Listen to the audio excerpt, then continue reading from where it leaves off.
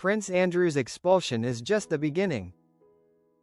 Parliament's spending watchdog demands answers on royal residences.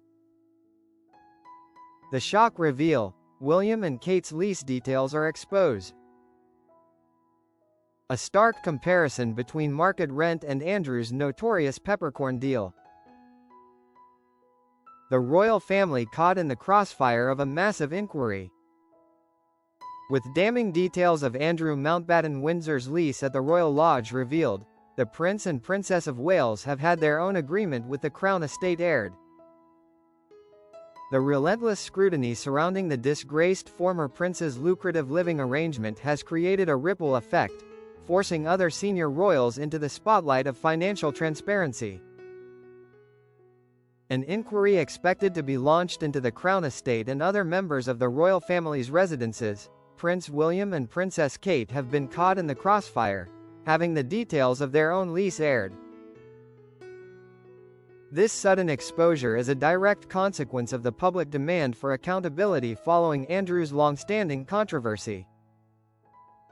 The Prince and Princess of Wales, along with their 3 children Prince George, Princess Charlotte and Prince Louis, relocated from their humble home of Adelaide Cottage to the Grand Windsor residence of Forest Lodge in the October half-term break. This move signified a natural step toward a more substantial primary residence befitting the heir and his family. The Great Divide: Peppercorn versus open market rent. While Forest Lodge is just a short drive from the Royal Lodge, where Andrew Mountbatten Windsor remains as he awaits his imminent eviction, their leases are vastly different. This stark contrast is the central issue driving the parliamentary inquiry and the public outrage. In October, Parliament's spending watchdog raised concerns over the value for money of Andrew's living arrangements amid fury over his peppercorn rent for Royal Lodge. It emerged the disgraced former prince paid £1 million for a 75-year lease of the Grade II listed Royal Lodge mansion in 2003, and since then, he paid £1 peppercorn of rent, if demanded, per year. This arrangement became a symbol of perceived royal entitlement, where personal benefits seemed to heavily outweigh public value. In sharp contrast, it has emerged that William and Kate hold a 20-year non-assignable lease with the Crown Estate for Forest Lodge, commencing the 5th of July 2025, and have open market rent. Transparency as a shield: the arm's-length negotiation. The disclosure of the Wales lease details is a preemptive move to establish transparency in a time of institutional crisis. The Crown Estate provided extensive detail to demonstrate the legitimacy and market fairness of the agreement. After discussions with the royal household, the Crown Estate Commissioners were asked to consider the lease of the Grade II listed mansion for William and Kate for use as their primary private residence.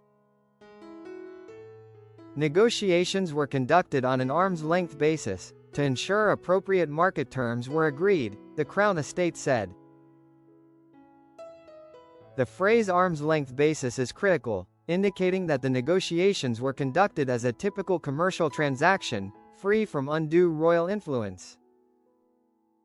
The Crown Estate detailed the rigorous, professional process used to determine the rent. Independent valuation: independent valuers from Hampton's and Seville's estate agents were appointed to value the property. Independent counsel: William and Kate received independent legal and property advice, as did the Crown Estate.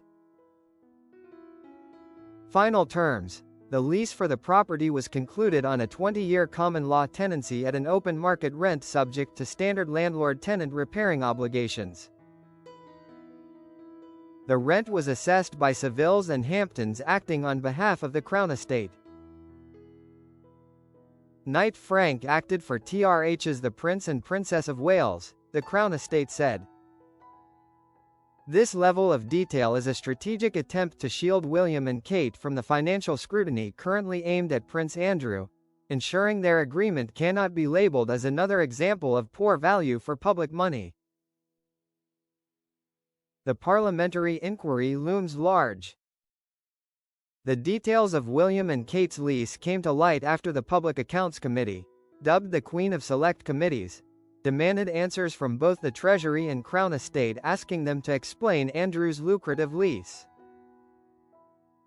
Earlier today, the committee revealed it would be holding an inquiry into the estate and the leases it has agreed with other members of the royal family. The inquiry will be based on the contents of the letters from the Crown Estate and Treasury and work from the National Audit Office updating its 2005 report, The Crown Estate, Property Leases with the Royal Family.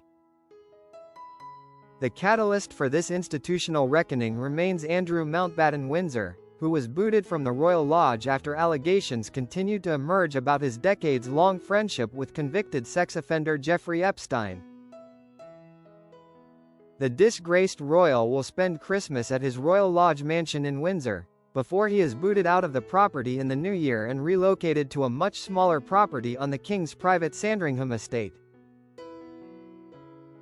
The exposure of William and Kate's financially sound lease serves as a stark contrast to Andrew's arrangement, effectively isolating the scandal to the former prince and positioning the future king and queen as models of modern financial rectitude within the monarchy.